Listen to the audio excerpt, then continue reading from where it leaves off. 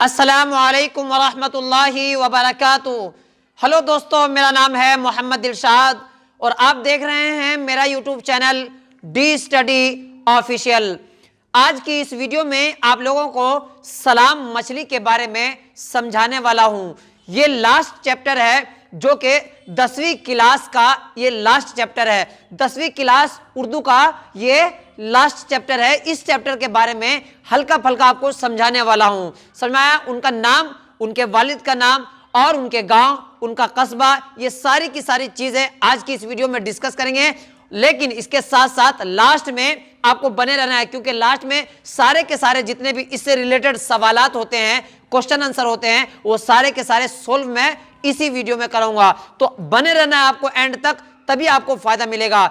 दूसरी बात ये कहनी है आपको, अगर इससे पहले आपने मेरी वीडियो को नहीं देखा है तो आप लिंक डिस्क्रिप्शन में दी गई है, जो भी आपको चैप्टर समझ में अभी तक नहीं आया है उस चैप्टर पर क्लिक कीजिए और आपको वीडियो बिल्कुल प्रोवाइड कर दी गई है। समझ में आ रहा ना। अब यहां पर देखिए इनका गीत, सलाम मछली जो है इनका असल में गीत फेमस है। जिस तरह शबनम कमाली का हमद फेमस था, इसी तरह कमर जहां का अफसाना निगारी में बहुत ज्यादा महारत हासिल था, इसी तरह नात में शबनम कमाली साहब थे। ठीक इसी तरह कौन है ये, गीत के अंदर किनका नाम है, सलाम मछली का नाम है। समझ में आ रहा है ना। अब ये गीत है क्या, ये गीत जो है हिंदी शायरी की बहुत बड़ी मकबूल और बहुत मारूफ और मशहूर सिन्फ है। कोई पूछने लग जाए कि गीत क्या है, कि ये क्या है, ये हिंदी की सबसे बड़ी मकबूल और मारूफ सिन्फ है। इतना समझ में आया ना। अब इसके साथ साथ आपको थोड़ा सा और ये याद रखना है कि ये रिवायत जो है, सिन्फ है, जिस तरह गजल है, नात है, हमद है, कसीदा है, इसी तरह क्या है, ये गीत भी एक सिन्फ है। ये रिवायत आज से नहीं है बल्कि बहुत पहले से चली आ रही है। कुली कुतुब शाह के जमाने से ही ये सिलसिला चलता आ रहा है। इतना समझ में आ गया ना। अब यहां पर देखिए इनका नाम क्या है। ये इनका नाम है असल में अब्दुस सलाम। क्या नाम है इनका, अब्दुस सलाम।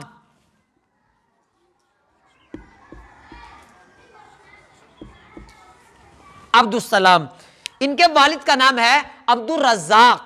क्या है इनके वालिद का नाम, अब्दुल रज्जाक। अब यहां पर देखिए उनकी पैदाइश 1 जुलाई 1921 को इनकी पैदाइश हुई है।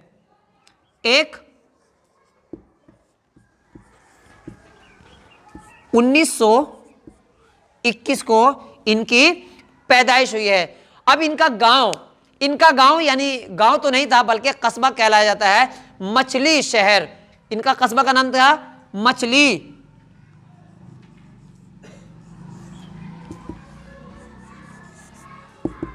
ठीक है, जिसकी वजह से, इनके शहर की वजह से इनका नाम क्या कहा जाता है, सलाम मछली, इसीलिए कहा जाता है। ठीक है, आपसे सवाल पूछा भी जा सकता है, एग्जाम में भी पूछा जा सकता है, इसलिए आपको इस चीज का याद रखना है। ठीक है। अब तालीम इनकी कोई ज्यादा नहीं रही है, क्योंकि इन्होंने मैट्रिक की तैयारी भी की थी और मैट्रिक का इम्तिहान भी ये अच्छी तरह सफल नहीं कर पाए थे, यानी कामयाब नहीं हो पाए थे, क्योंकि इनको सियासत से ज्यादा लगाव हो गया था, शायरी से ज्यादा लगाव हो गया था, जिसकी वजह से ये 10वीं के अंदर भी क्या हो गए थे, नाकाम हो गए थे। समझ में आया, इसका तो समझ में आ गया। अब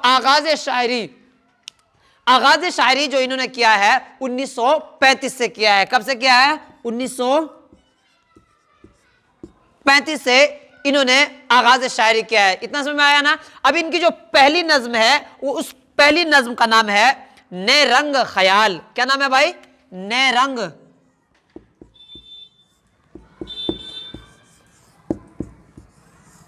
समझ में आया ना। यहां तक अगर मुझे लगता है आपको समझ में आ गया है तो आपको चैनल को जरूर सब्सक्राइब करके रखना है। ठीक है, क्योंकि आपको अच्छी तरह मैं समझा रहा हूं, हर चैप्टर को अच्छी तरह सवाल जवाब के साथ मैं आपको समझा रहा हूं।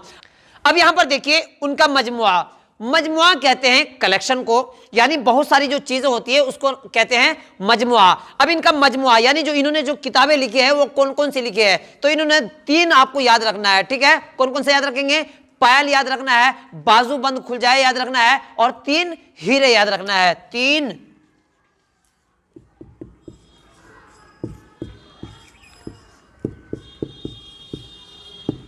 बाजू बंद खुल जाए,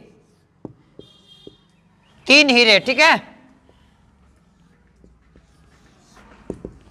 पायल, ये आपको याद रखना है। मुझे लगता है इतनी सारी चीज आपको समझ में आ गई होगी।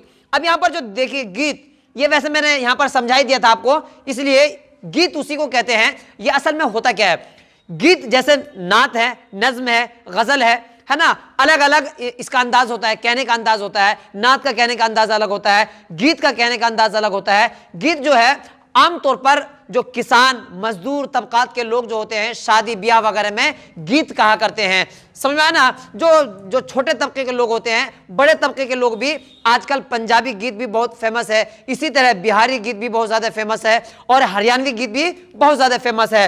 तो गीत के अंदर इनको बहुत ज्यादा सराहा जाता है। जिस तरह अभी के दौर में अजमल सुल्तानपुरी साहब भी गीत के अंदर बहुत ज्यादा फेमस थे। सलाम मछली शहरी भी बहुत ज्यादा फेमस है। तो इन सब चीजों को आपको याद रखना पड़ेगा, ठीक है। अब खासियत, आगाज इसका, यानी इस गीत का जो आगाज हुआ वो कब से हुआ, तो आपको याद रखना है कुली कुतुब शाह।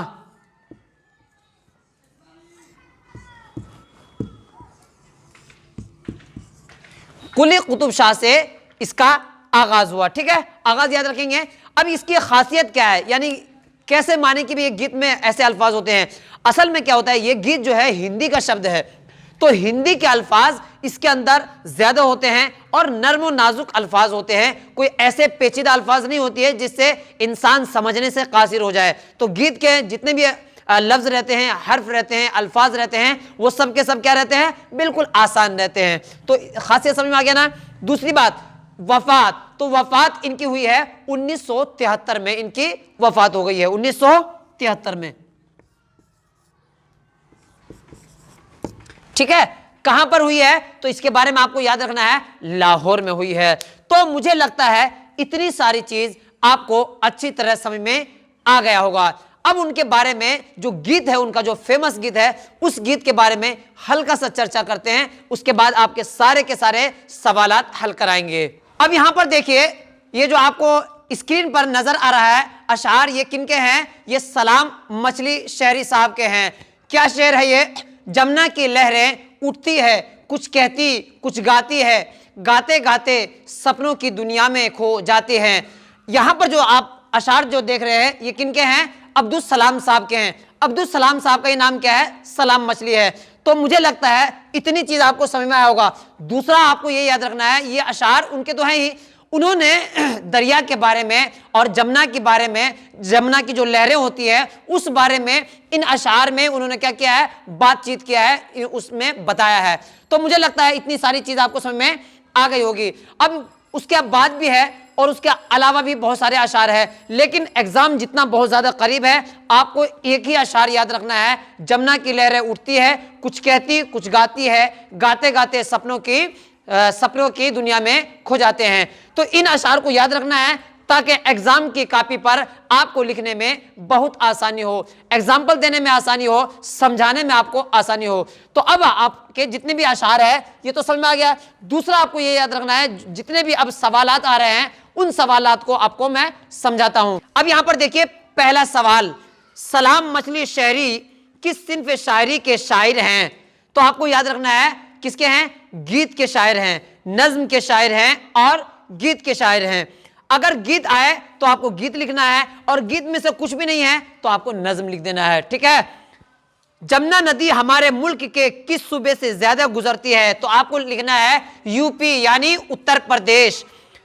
ताजमहल किस मुगल बादशाह ने तामीर कराया था, तो शाहजहां ने तामीर कराया था। अब यहां पर देखना है, जेल के शहर का दूसरा मिसरा पूरा करे, क्या जाने क्या कह जाती है आकाश के, यहां पर जो देख रहे हैं पूरा का पूरा आपको याद रखना है। सवाल नंबर 5, आकाश का मुतरादिफ लफ्ज जेल में से कौन कौन से हैं, तो आपको लिख देना है आसमान है। कौन से है, आसमान है। अब देखिए यहां पर सवालात, थोड़ा सा लंबा सवाल है, यानी उसमें आपको 2 नंबर भी मिल सकता है, 5 नंबर भी मिल सकते हैं। सलाम मछली शहरी की जिंदगी पर 5 जुमले लिखिए, तो इनका आपको नाम लिखना है। अब्दुल सलाम इनका नाम था, उनके वालिद का नाम लिखना है, अब्दुल रज़्ज़ाक उनके नाम था, और उनकी तालीम यानी कि मैट्रिक तक थी, और उसके बाद उन्होंने शायरी का और सियासत में दिलचस्पी जब लेने लगे तो उसकी वजह से उनको बहुत ज़्यादा फेमस और कबूलियत हासिल हुई है। अब यहां पर देखिए सवाल नंबर 2, मुगल बादशाह शाहजहां ने ताजमहल क्यों तामीर कराया? तो क्यों तामीर कराया? क्योंकि उनकी जो बीवी थी मुमताज, उसकी नाम से और उसकी वजह से उन्होंने तामीर कराया था। आपको ये पूरा का पूरा लिख लेना है और पूरा का पूरा याद कर लेना है। सवाल नंबर 3, गीत लिखने वाले 4 मुस्लिम शायरों के नाम बताइए।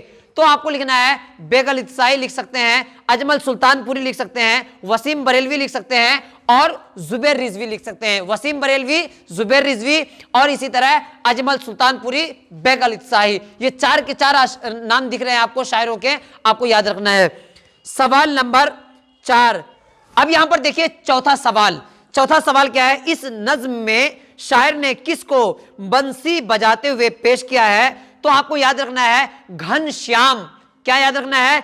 आशिक घनश्याम को दर्द फिराक में बंसी बजाने से तशबीह दी गई है। बंसी बजाने से तशबीह दी गई है। सवाल नंबर 5, आशाएं फना होकर क्या बहाती है? तो आशाएं फना होकर अमृत रस बहाती है। इतना याद हो गया। सवाल नंबर 1, अब ये जो सवाल नंबर 1 है, ये लंबे लंबे सवालात हैं, इसमें 5 नंबर नहीं बल्कि 10 नंबर भी आपको मिल सकता है। सलाम मछली शहरी की शायरी और हालात जिंदगी पर मजमून लिखिए। उनका नाम लिखना है, उनके पिता का नाम लिखना है, उनकी शायरी लिखना है और उनके जो गीत है, जमुना की लहरें उठती है, कुछ गाती कुछ कहती है, ये सब का सब आप उसमें लिख देंगे तो आपको अच्छे खासे नंबर भी मिल जाएगा। दूसरा ये लिख देना है, उसमें उनकी वफात भी लिख देना है, उनकी पैदाइश कब हुई है वो भी लिख देना है। यहां पर देखिए सारा का सारा चीज आपके सामने नजर आ रहा है।